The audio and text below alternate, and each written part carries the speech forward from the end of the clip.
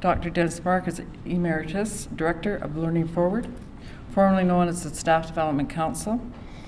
His educational background includes being a teacher, counselor, co-director of an alternate high school, an independent educational consultant, director of the Northwest Staff Development Center, a hospice volunteer, capturing patients' life stories for future generations, a university professor, as well as a thinking partner to schools and school system leadership teams in both the United States and Canada.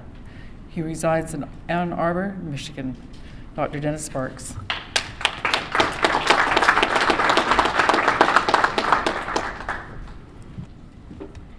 Good afternoon. I also would like to say I feel tremendously honored to be here with you this afternoon and share my perspective about school leadership. The broad subject that I would like to address is school leadership for continuous improvement, specifically continuous improvement in teaching and learning and relationships in schools. And as I looked at the current standards, what I'd like to say really is cross-cutting, at least at the moment. I think it goes across all of the standards as they're now written.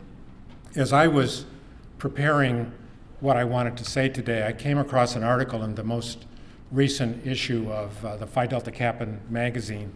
The article was written by Susan Moore Johnson, a professor at Harvard, and she did something that I think is fairly common in the educational literature, which is she concluded with the thing that I thought was like going halfway down the road.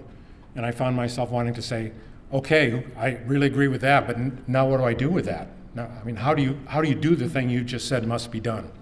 And what Susan Moore Johnson said was, the working conditions that matter most to teachers were those that shape the social context of the school culture, the principal's leadership, and the teacher's relationships with colleagues. And what I would like to talk about is the part that follows that. For me, that's just like, I got it. I agree with that, and I'm glad it's in our professional literature. But what does it mean for people who work in schools day to day? How do they take that idea and move it into the day-to-day practice of their professional lives? I don't know how to talk about what I'd like to say without first telling you what I think the goal is, because different people may have different goals, and I want you to hear what I have to say in the context of the goal that I have. So my goal, as I would state it, is that leadership, what we seek is leadership that continuously improves teaching and learning for the benefit of all students and surrounds everyone in the school, young people and adults alike, with supportive relationships. So that's the bigger picture of where I'd like to see us go, and I have some assumptions about what will take us there. The first assumption may seem like a no-brainer, but I want to sort of put it out there to make sure it's said, which is leaders matter.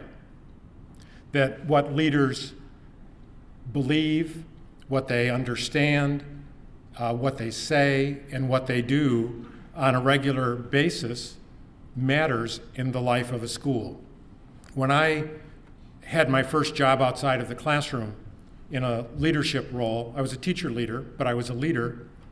And I know that if somebody had asked me to formulate my leadership view in a sentence or two, I would have said, a good leader gets out of the way of teachers. It was that clear to me. I probably saw leaders more as barriers than as enhancers. And within a couple years of my new job, I observed a school that was fairly near where I was working that, by all accounts, was not doing very well. And the principal left and was replaced by another principal who was a stellar. She was just a star. And that school went up in any way that you could calculate going up. I mean, it had the same parents, and it had the same students, and it had the same teachers, but it was a different place in terms of student learning, the quality of teaching, how parents felt about the school, how students felt about the school. And that principal was there 2 or 3 years, and then she left because she was promoted to a district job so that she could try to create that throughout the school system. And a principal more like the first principal replaced her. And the school spiraled down to where it was pretty much before she came. And I began to see, I saw really a clear and powerful example of the role a leader can play. And in that particular school, this was in a district with declining enrollment, they were closing schools. It's the first and only time I ever knew of parents going door to door with a petition saying, close our school, because they didn't want to go through that again. They didn't like where they had ended up, and they didn't like going up, and then coming down was even worse than the first time. So leaders matter, and the implication of that for me is that leaders change themselves first. That if we want different results, we do different things. So we change what we believe, we change what we understand, we change what we say, and change what we do. And for me, that's a prerequisite to producing continuous improvement.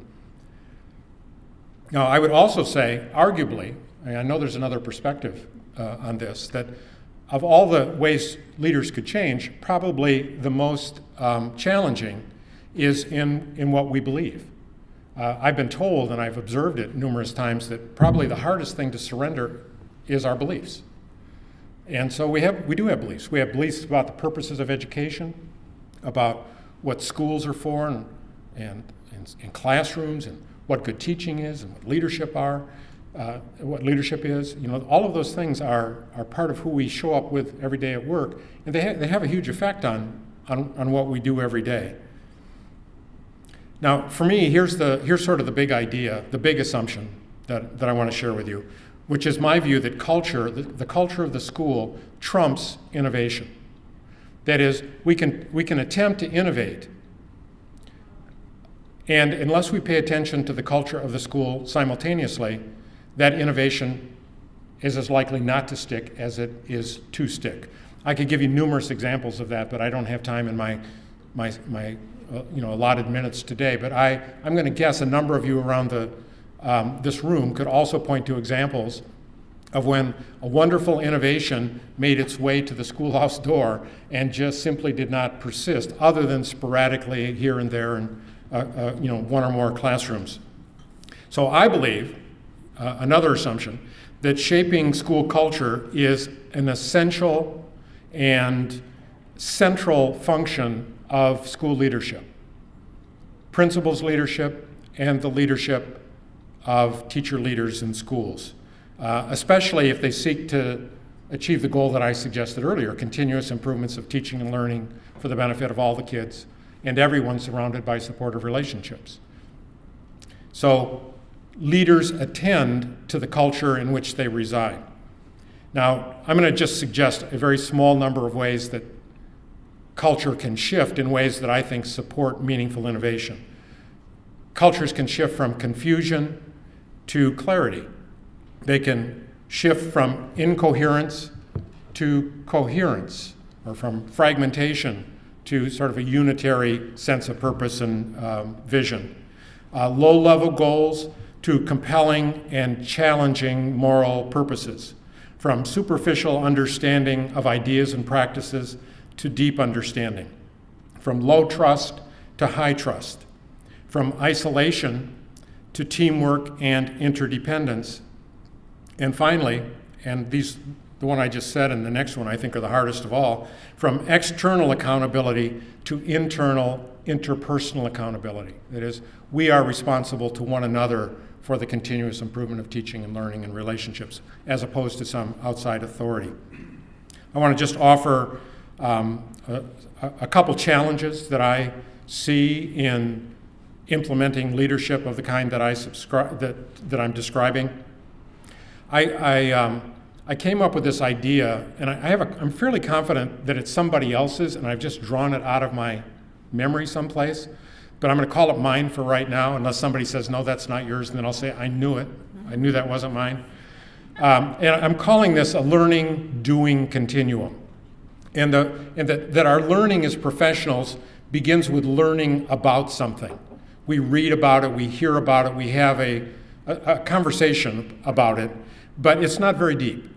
And then we move to some deeper understanding of what that idea is, what its implications are for our practice, what it's going to mean to begin using that idea consistently and correctly.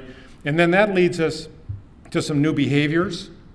And if you've ever tried to change your behavior, you have a sense of how difficult that can be, especially if you have a competing behavior of the old kind that is still somewhere in your neural network, and it wants to fire every once in a while, even though it's not the behavior that you desire. And then finally, we develop fully new habits of mind and new habits of behavior. So going along that continuum from I sort of know about it to I really get it, and now I understand what it means to do it, and now I'm starting to change my behaviors, well-selected, the most powerful behaviors I can change around that idea, and then it becomes a habit of either of mind or a habit of behavior. So for me, the solutions to these challenges are relationship-based, and they are conversation-based.